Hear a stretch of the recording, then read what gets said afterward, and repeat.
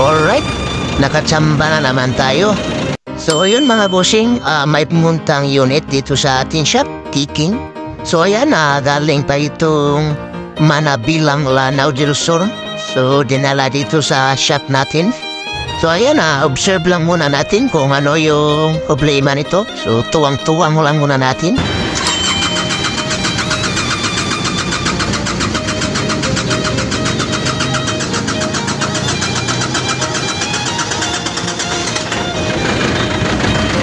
Ayaw mandar mga bossing. Andar lang siya pag inalalaya ng fuel pump or hand primer.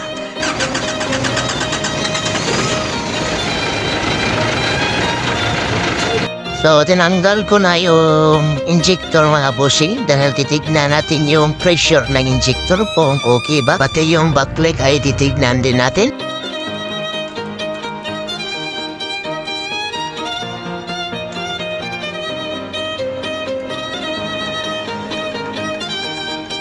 So yan, kita natin na mataas yung pressure ng injector mga bossing. Ayan, ito yung opinion niya.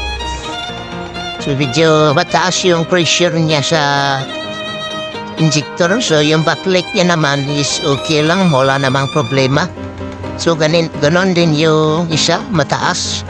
So lahat sila mataas yung pressure mga bossing. So bali ang gagawin lang natin dito ay adjust natin yung pressure pababa. So ang ibigay natin na pressure ay 200 lang. So dapat naka 180 to 200 lang. So pagkatapos natin na adjust mga bossing, so ito na siya. So bumaba na yung pressure niya.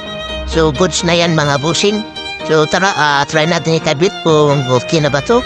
Madali na ba siyang paandarin?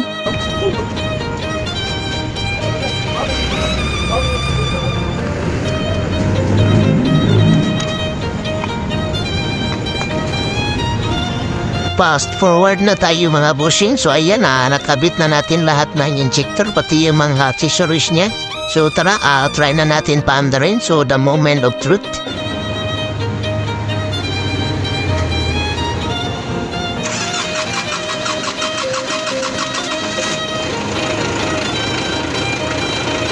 Ayan mga bossing, umandar na siya na hindi kinilamitan ng fuel pump.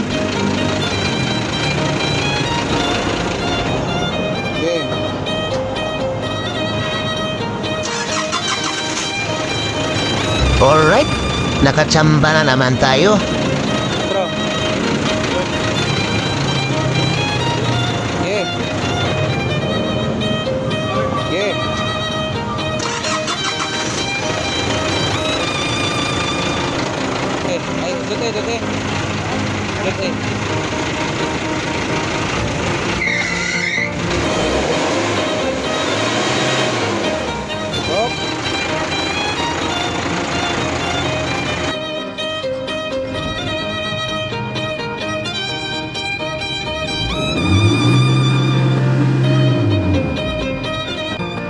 Siyempre, road test tayo kung okay lang ba yung power niya.